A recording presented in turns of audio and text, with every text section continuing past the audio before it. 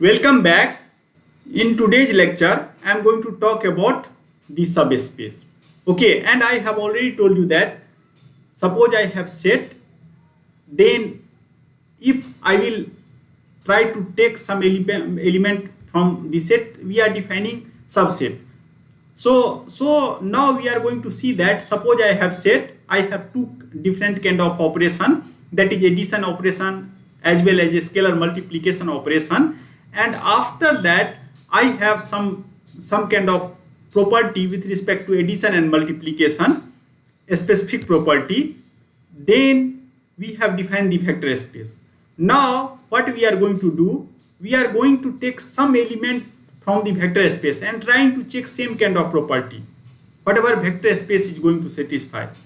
If same property of vector is satisfied by a small group also, or a small group of element whatever taken from that set, then we are going to define that as a subspace. Okay, so before defining the subspace, I am going to define the linear combination. What is meaning of linear combination? Okay, so linear combination, in order to understand linear combination, suppose I have vector space. So whenever I am writing V or F, what does it mean? Here this is the element, okay, field element, and that is called a scalar, and this is V means some kind of vector. Vector may be in form of column vector, functions, matrices, polynomial, I do not care, as a chemical reaction.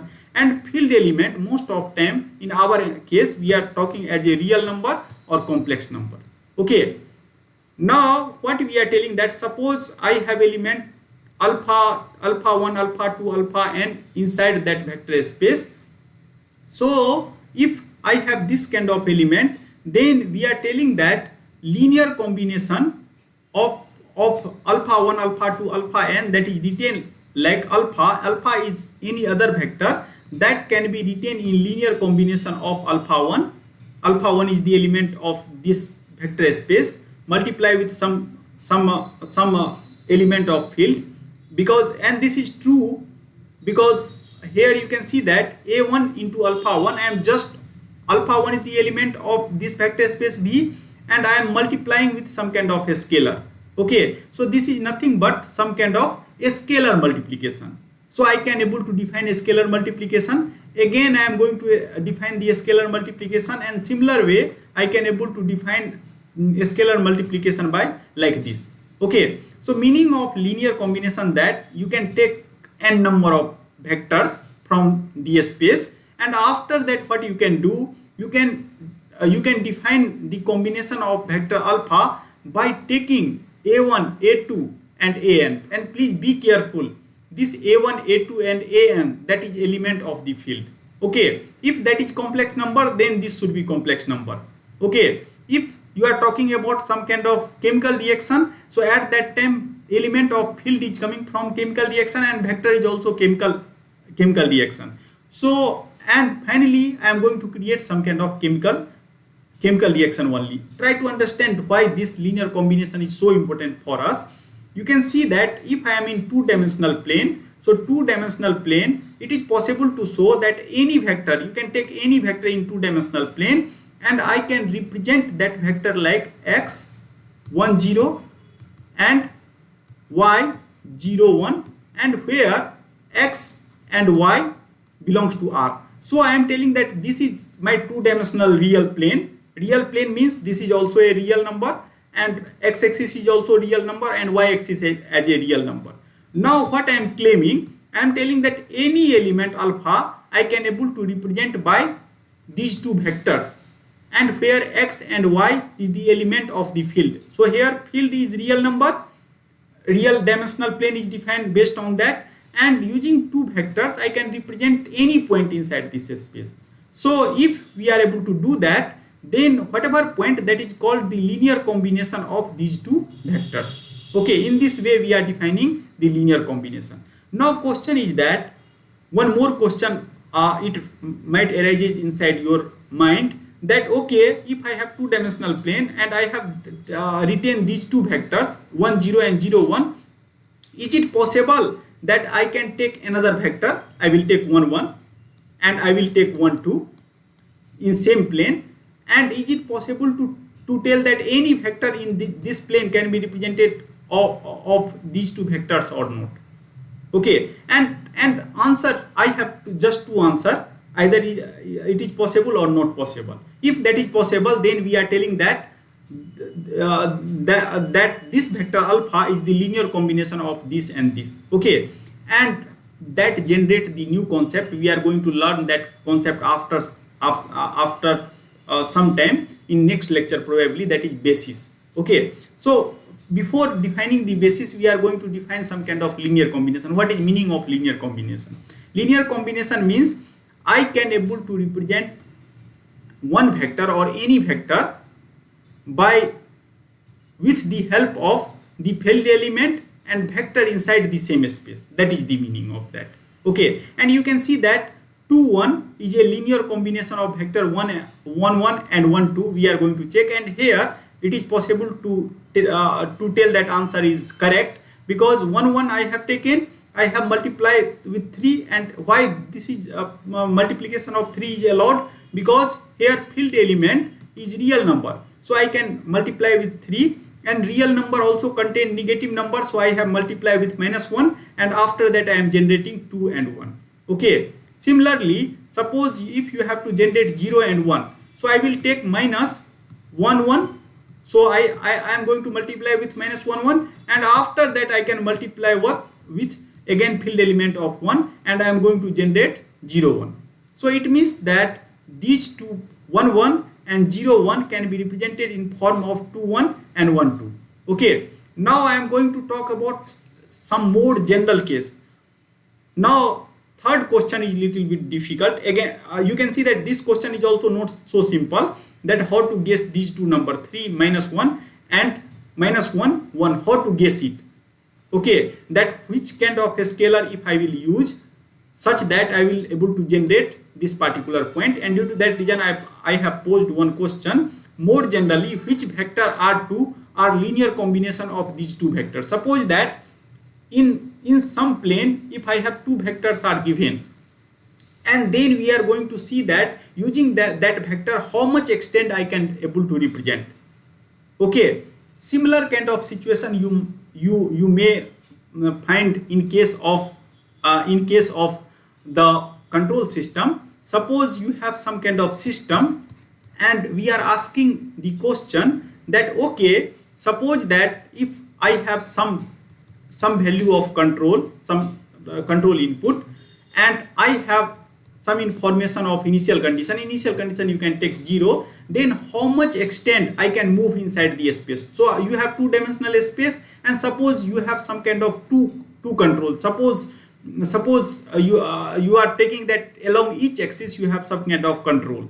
Okay, then how much extent I can move inside that space. So similar kind of situation I have, and due to that reason linear combination, people has defined the linear combination, and result of linear combination we are able to get several good result also.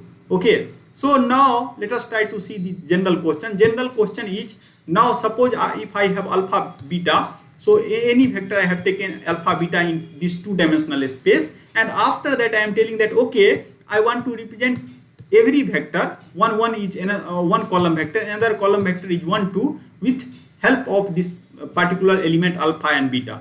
How basically we are doing? We are defining the linear combination, and after that we are just solving the linear equation.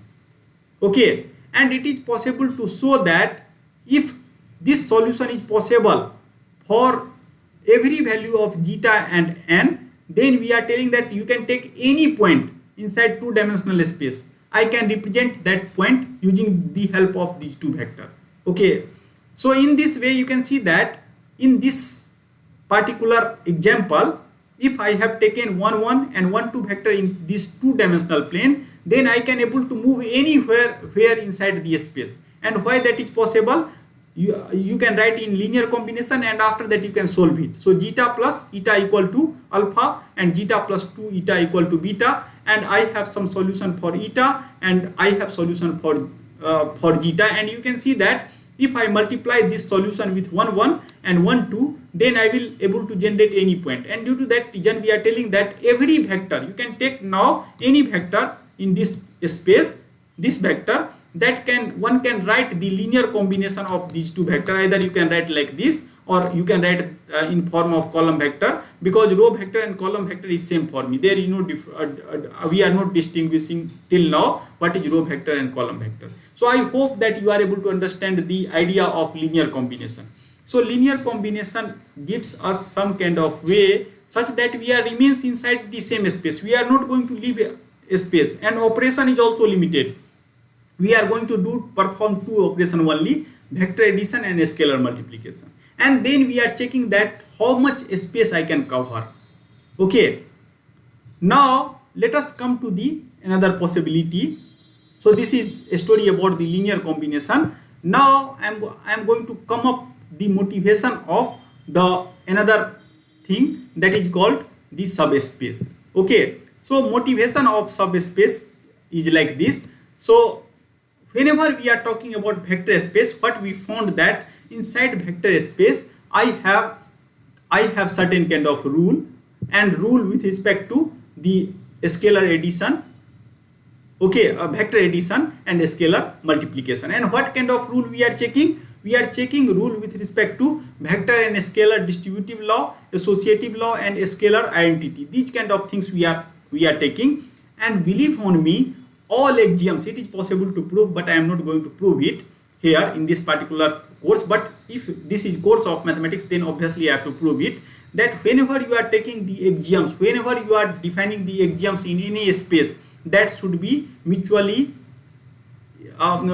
independent. That should not be dependent. Okay, it means that one axioms I cannot derive from the another one. All are totally independent. Okay, now what we are telling that vector space is a abelian group. We have already seen that over a field F acts so that four independent axioms, that a distributive law with respect to vector and scalar law, associative law, and scalar identity law, all should be satisfied. We have already seen, I have discussed in last two class about the vector space. Okay, now let us try to see some example, because I want to extract something from the vector space, some important thing from the vector space. So suppose if I will take P of the all polynomial with real coefficient, I am telling that okay, I have polynomial, and so that subset of P3 of all polynomial I have defined like less than 3. Okay, so now what I am telling that okay, initially I have some kind of polynomial, and I am talking about all polynomial. Pn means I am talking about a0, a1 x1, a2 x square, and something like this, an xn.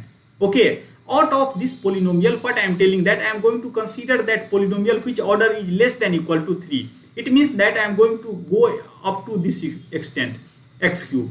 I have this polynomial and less than that. Okay, and if you define now that if you multiply this polynomial with any scalar number, okay, again this remains in the same space. That is not going to go beyond the power 3. Why? Because if you are going to multiply the polynomial, then we are multiplying these numbers only. I am not going to change the power. If you add two polynomials, power maximum power 3, then again that is going to live inside this space. It means that if you truncate any polynomial, okay, then what happens that they will satisfy same kind of property of vector space. Okay, now could you please tell me, anyone can please tell me that if P3 is just 3, is it form a vector space? Suppose I am telling P3 as those kind of polynomial which degree is exactly 3. So is it possible to tell that will form a vector space? Anyone? Okay, I have to call name. B Teja, are you here? B Teja, have you understood my point? What I am telling, that if I have some kind of polynomial and degree of that polynomial is exactly 3, is satisfy the property of vector space? B Teja, are you here? Okay, please make sure your mic will work. Okay, Nikhil. Yes, What do yes, you sir. think? What do you think? If I have some kind of polynomial and order of polynomial is exactly 3, what we have found just now, that if order is less than 3, okay, less than equal to 3, then that always form the vector space. Suppose order is exactly 3. Is it Yes, possible? sir, then also, yes, sir, then also it will follow our express. Suppose now you can take two polynomial, okay, of same order. Is it possible that after multiplication their order will reduce? Okay, okay. No, sir. No, sir. Is it possible or not? No, sir. It will form only third order.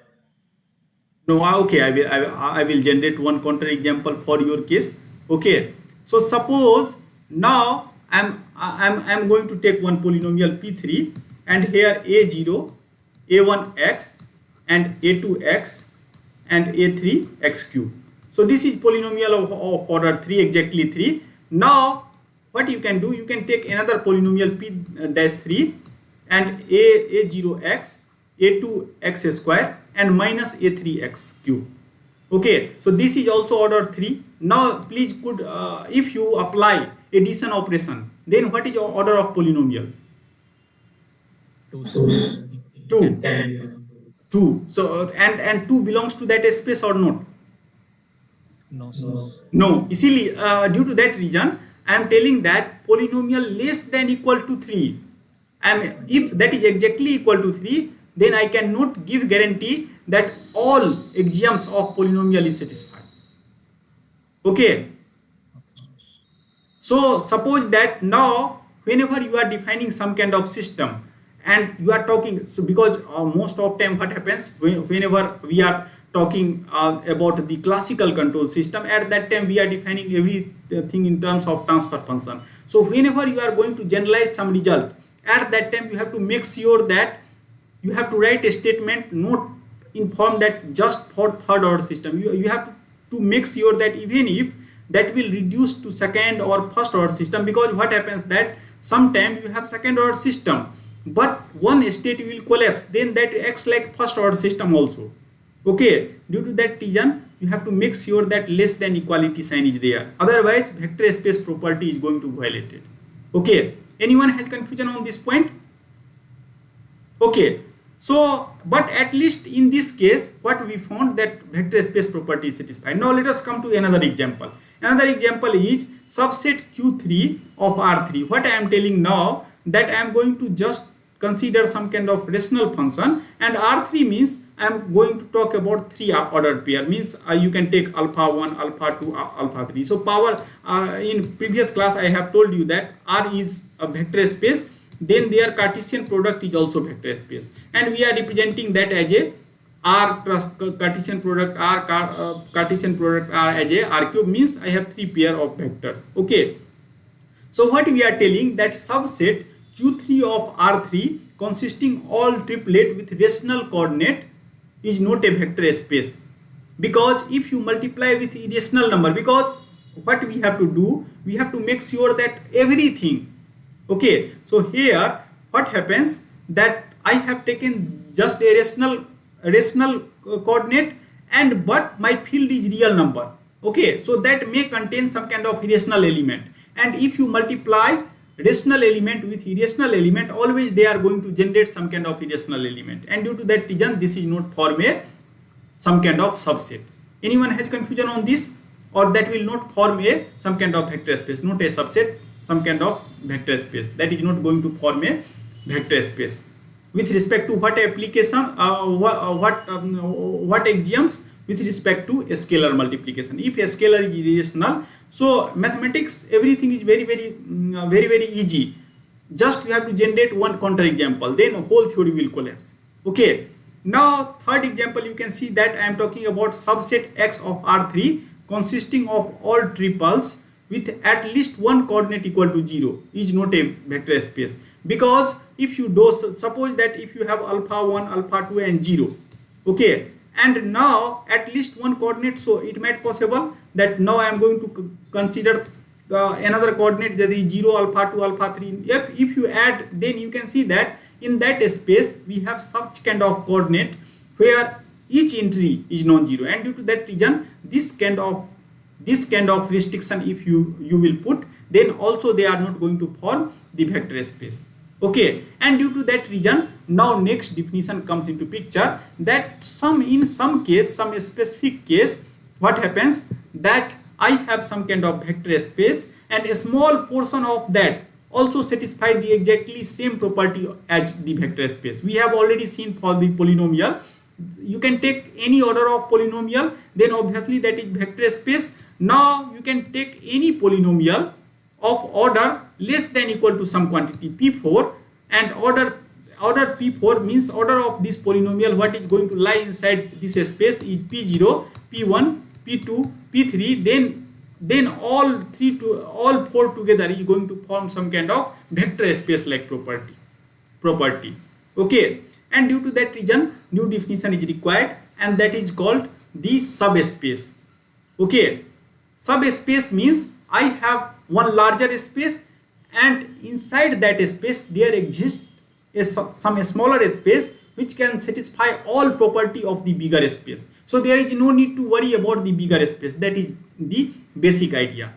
Okay, because most of time you might have seen that whenever we are talking about our input and output or everything, means in case of physical system, we are not worrying about all input and all output. We are just worrying about the small set of input and a small set of output. Okay, so now if I know that this is valid for a small set of input, I know that this is valid for larger set of input. So is it possible to give guarantee that that is equally valid for a small set of input or not? So that kind of guarantee is required, and due to that reason this definition is very, very important. So what we are telling, that a non-empty subset M of vector space V is a subspace of V if the sum of two vectors in M is always in M. Okay, and product of vector in M with every scalar is always in M. So what we are telling, suppose you have some kind of vector space V, inside that I am defining some space M.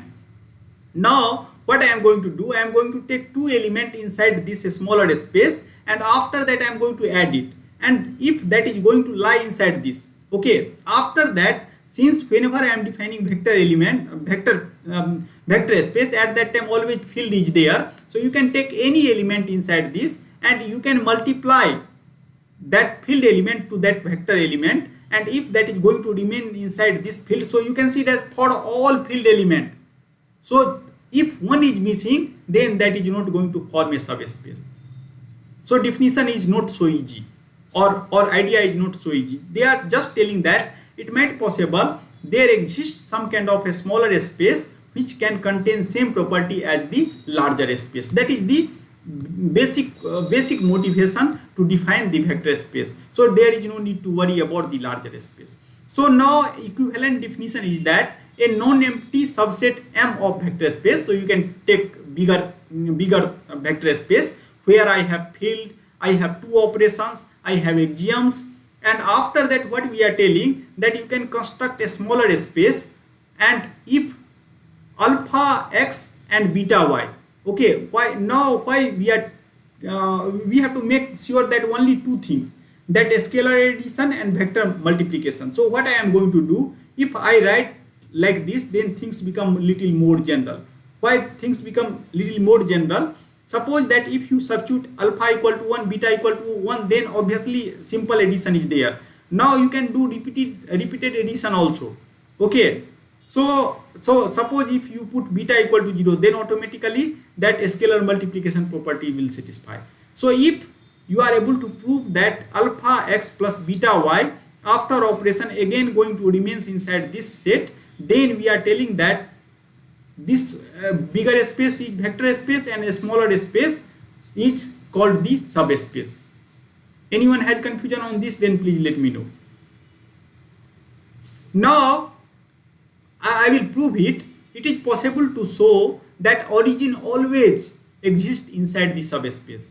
If origin is not there, then I cannot able to define the identity, and due to that reason, that is obvious. Okay, we will prove it also. Now you can see that in three-dimensional space, a plane that pass through origin is a subspace as is a line through the origin. What we are telling, suppose you are in three-dimensional space. Now what you can do, you can take any space that is passing through the origin.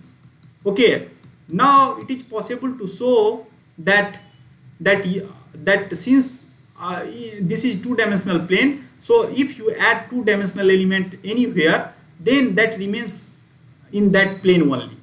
Okay, that is not going to leave the plane. Okay, now another definition that is obvious, that entire space is also a subspace. That is obvious because I am cutting something from the larger space. Now I am telling that larger space is subspace or not. So they are going to satisfy all property of this. Due to that reason, that is obviously a subspace. Okay, up to here, if anyone has confusion, then please let me know. And I have already told you that what is a special requirement. A special requirement is that in every subspace we have origin. Okay, and why origin is required? Because if M is subspace and X is arbitrary element of M, then I have to make sure that 0 and multiply with that element belongs to M. Okay, so when I will give that belongs to M, so for that 0 is mandatory. Okay, so the definition of subspace could have been formulated in this way: a subset M of V is a subspace M itself is a vector space with respect to same operation. And I have already several times I have repeated this, that why we are going to discuss subspace, because I want some kind of a smaller space inside bigger space which is going to satisfy same kind of property like the vector space. And since every vector space contains its zero vector, the presence of 0 in M should be come not as a surprise. Okay, so in this way, whenever you are defining subspace, then 0 is very much mandatory. Okay, so 0, and I have already told you that definition of 0 is fully depending on the operation whatever space you are considering. Okay, now let us try to check some examples. So I have taken 5 examples. You can see here that V is the real vector space of the function from R into R. So I have some kind of function that is going to map from R to R. So here field element F is also some kind of real number, and vector space is nothing but function space. Okay, so now what we are going to do, we are telling that okay, if I redefine function like this, so function space means any kind of function, and if I will understand the addition by pointwise addition, multiplication by pointwise multiplication, then I can define that as a vector space. We have already seen the function space in the previous class. Now we are telling that okay, suppose this is the definition of function. Now I become a specific that will satisfy the property of subspace or not. Okay, so we have to check it. Okay, and how to check it? Now in order to check it, I have to make sure that if some element like alpha x plus beta y, that is going to lie or that is going to satisfy this kind of function. If that is going to satisfy that function, then I will tell that okay, if function will satisfy this kind of relationship, then that is going to form some kind of subspace. If not, then that is not a subspace. Okay, so let us just do the mathematical calculation. So what I am telling that okay, you can start with that function, and after that I am going to define some kind of a smaller space, that is W. I have defined that F that belongs to V, because whatever function that is going to belongs to V, because property of this and whole that remains the same. And after that we are telling that relationship is defined like this: fx square equal to fx square, like this. So in this way we have defined this set, and now I am going to check that this set W satisfy the property of the subspace or not. Okay, so what we have to do, we have to take some scalar element. Suppose I have taken A and B as a scalar element, and after that F and G that I am going to take in W. Okay, and after that I am going to check it. Okay, now what I am going to do here, I am going to use some bigger font, then things become little more visible to you, because I found in our previous computer we have certain problem, and due to that reason at the last moment I have to change decision and I have to take this computer. Okay, now you can see here that I have to check that this will satisfy the property of vector space or not. So I have defined set, I have taken two elements inside that set, and I have taken any scalar element, any element from the field, and after that I have to verify this relation AFGX x square and AFGX x square both are equal or not. Okay, and it is possible to show that both are not equal. Due to that reason we are telling that W is not a subspace of V.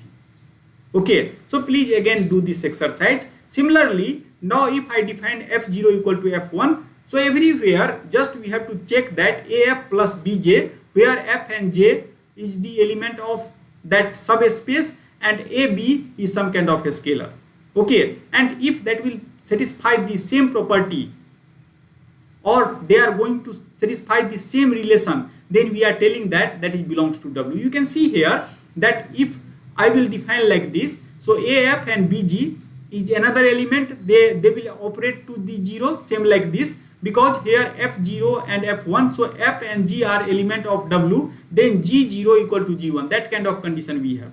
Now what I have to do, I can able to open this bracket, then AF0, and this will true for distributive property BG0, and I know that F0 is nothing but F1 and B0 is B1, so I can again collect it, and after that this is 1. So if I will operate this element on 0, then I will get same element with 1, and due to that reason again that will belongs to same set W, and due to this reason W is a subspace. So suppose if you have some kind of function space, and if you define function like this, then that will form a subspace. Similarly, if you define function like this, it is possible to show that will not form a subspace, because again things are very easy. What you have to do, you have to take two elements, and both elements will satisfy this property. So F3 is 1 plus F minus 5, then G3 is 1 plus G minus 5, and again you can select AF plus BG, you apply the distributive property and check it, that same element comes into picture. You can see here A plus B, and this comes into picture, so this element comes into picture, but in place of A plus B I have 1, and A plus B is not always 1, because if you change the scalar, then it might possible I have different things is there, and due to that reason W is not a subspace. Similarly, suppose now if you have F1, some kind of function F minus 1 equal to 0, then now I am going to check that is subspace or not, and it is possible to show that will subspace. Again you can take two elements, so F1 is 0, G1 is 0, again you can apply distributive law, and you can see that if AF plus BJ operate on minus 1, then they will create 0, so that will satisfy same kind of property, so that is subspace. Now suppose F is continuous function, so F is continuous function, so obviously AF plus BJ is also continuous function. So now if F is continuous function, now you can take any subset of continuous function, so again that will form the vector space, and we have to just make sure that how to define the 0, that function should be 0 when x tending towards 0, and that from the continuity that is obvious. Okay, now you try to see that why we try to understand the subspace and what is application of subspace for our problem. Okay, so most of time whenever I have LTI system, we are trying to find the equilibrium point, x dot equal to ax. So how to find equilibrium point? We are finding equilibrium point by solving ax equal to 0, means rate of change of vector field. If that equal to 0, then we are telling that as a equilibrium point. Okay, now you can see that what problem I have posed here, that consider a homogeneous system of m linear equation n unknown, and matrix where I have represented Ax equal to 0 over a field. Now you can take any field, I don't care what kind of field. Then I am going to show that the solution set W is a subspace of vector space Kn. Okay, because here I have n number of unknown, so x1 belongs to k, x2 belongs to k, xn belongs to k, so I am going to check on kn. Okay, and you can see that 0 is obvious. If x vector is 0, then Ax equal to 0, so 0 is element inside this. Now you can take any f and g from W.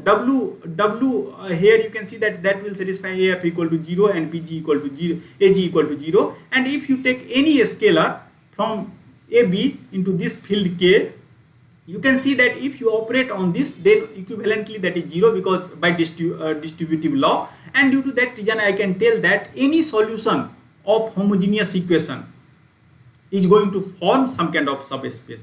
But that is not true if I have some kind of non-homogeneous equation. If I have Ax equal to B, you can see that since A0 will not satisfy there, and due to that reason, that is not going to form a subspace. Okay, now let us come to the differential equation, because most of time in modern control theory we are representing our system with help of differential equation. And you can see that second order system we are representing like this. You can just replace x by t. So then I have 2 d2y by dx dt square, 9 dy by dt, and plus 2t equal to 0.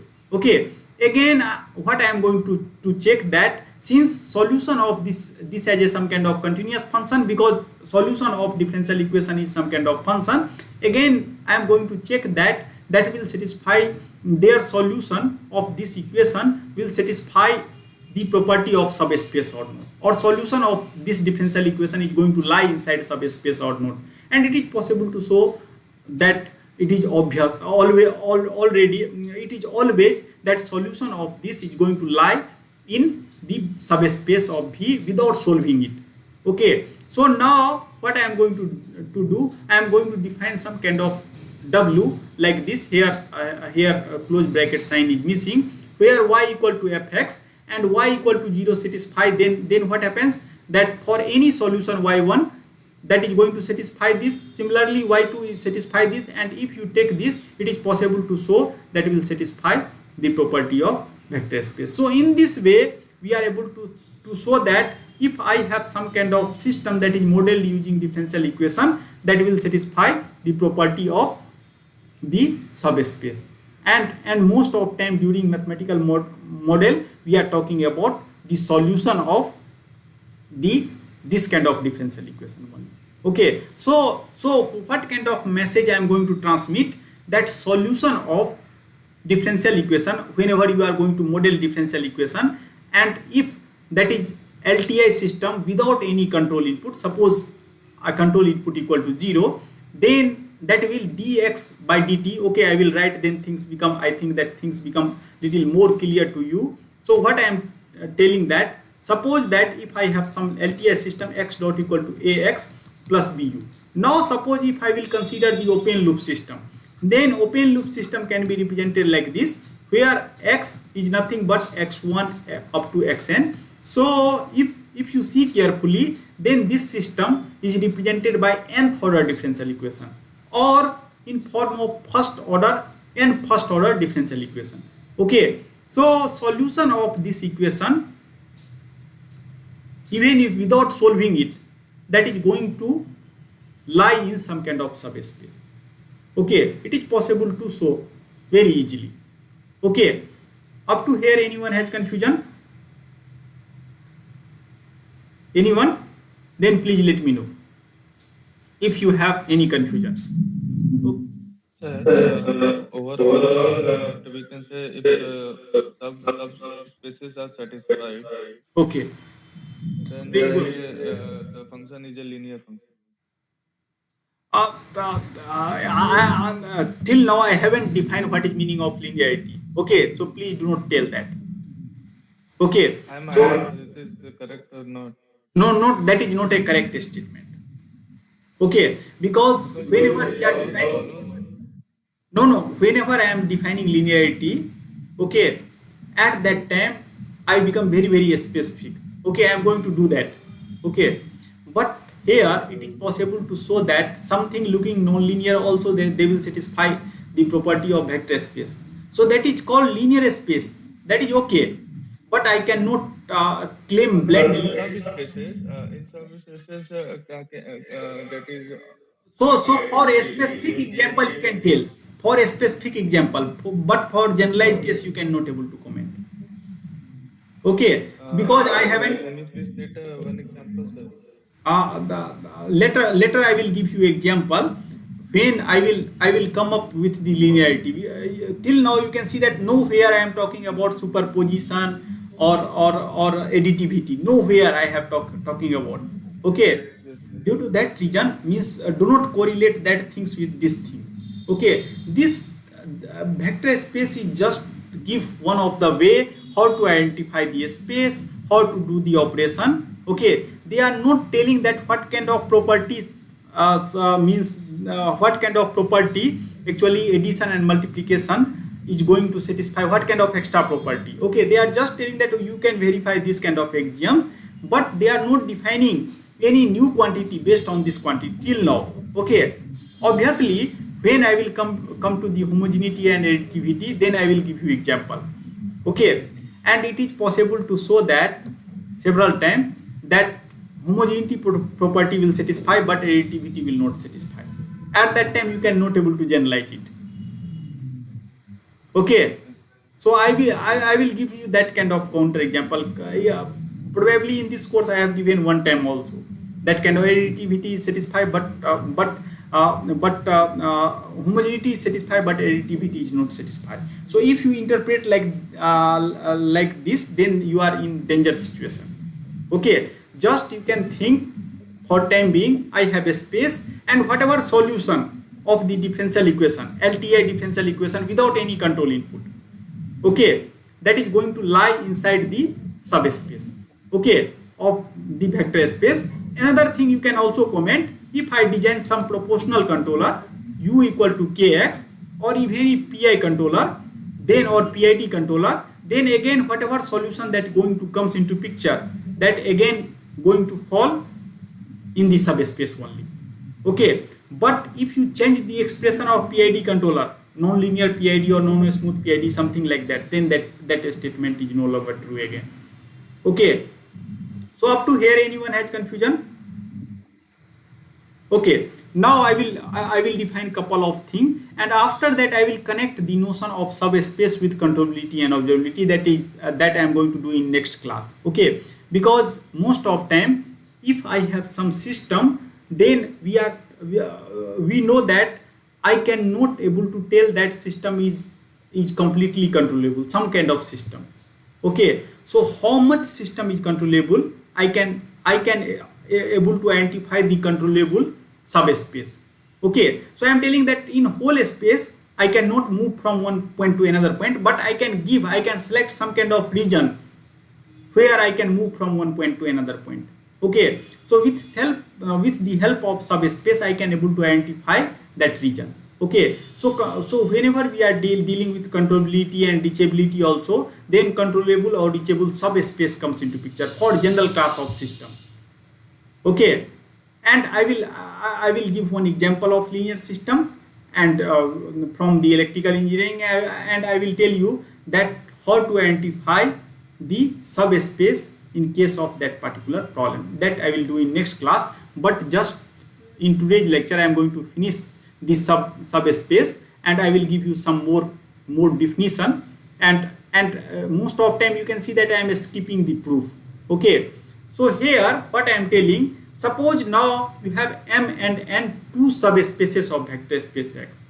Suppose you have identified two subspaces, so it is possible to show that intersection of both M and N is a subspace. And why that is obvious? Because if M and N are subspace, then M is also going to contain the origin, N is also going to contain the origin.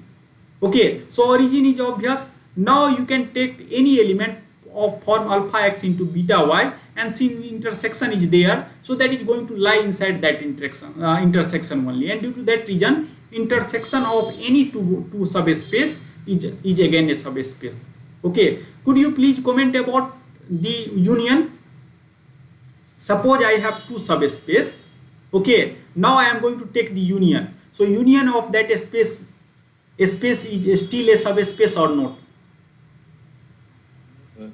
No, that is not. Then that is obvious, because it might possible there exists some part which is not covered by alpha x plus beta y.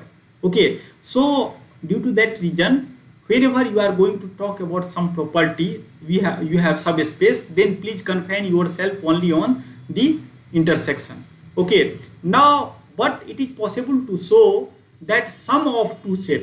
And how basically we are defining sum of two set? Suppose I have some set here, this is called T and S. So addition of this, what you can do, you can take each means each element inside this T, and after that you can apply this kind of suppose you have two vector T, suppose I have set T and suppose I have set S. After that I will select some point. So with respect to one point I have one vector, with respect to second point I have one vector. So what is resultant vector? I can draw parallel line along this and parallel line along this, so diagonal of this. So this point is actually the addition of this vector plus this vector. Okay, now you can perform this for all point, and whatever the picture that comes into picture, that is again form a vector space. Okay, so if I have two subset, then it is possible to show that sum of that two subset. Okay, please be careful, sum is not equal to the union. Okay, sum is different, sum we are defining in different way, union we are defining in some different way. Okay, so this is the sum of set, and sum of set is always going to form a vector subspace. So if M and N be a subspace of vector space, their sum, whatever way I have defined, M plus N is a subspace of X. Okay, and again proof is very obvious, because X is M1 plus N1, you can take, Y equal to M2 plus N2 you can take, and after that same thing you have to check alpha X plus beta Y, that is going to lie or not. Okay, in this way what we are telling that at least if I have two subspace, then how to generate again subspace. Okay, so two different way you have to generate the subspace. Okay, first way you can take the intersection. Most of time what happens, that if you are taking intersection, then whatever subspace is generated, that become very small. Okay, sometimes that is because most of time we are using this kind of concept to solve the optimization problem. Okay, suppose I am able to find I am in vicinity of some optimization point. What basically we are doing, either we are try to come close to that and try to see that in vicinity of that there exists some other point or not. Okay, so for that particular purpose, what I am going to do, first I am going to define some kind of subspace. Okay, because solution is going to lie only in subspace only. Suppose we have more than one solution, then how to find that out of that solution I have minimum solution or maximum solution or optimal solution, something like that. So for that, suppose if you have two subspaces, so it is possible to show that intersection of two spaces is again a subspace, and if something is subspace, then I can think that okay, that is the solution, but union is not. But again I can tell that if I define the sum, then again that becomes subspace. And most of time these kind of concept people are using whenever they are solving the optimization problem. And now this is the era of data driven things or machine learning. There people are using these kind of concept very frequently. Okay, and due to that reason you have to become well aware about this particular fact, that how to generate new subspace from the existing one. So I have two different ways. Okay, now it is time to conclude the today's lecture. So what basically we have discussed in today's lecture, suppose I have larger space, out of that I have selected some space, so each that space will satisfy the same property of vector space or not. And what is their different applications. So applications means, suppose that if I have some kind of homogeneous equation, then I can solve, then solution is going to lie inside subspace or not. If I have differential equation, their solution is going to lie inside subspace or not. If I have optimization problem, then using two space, how can I can enlarge my subspace like that kind of things we have discussed in today's lecture. So with this remark, I am going to end the class from my side. If you have any specific question, then please let me know.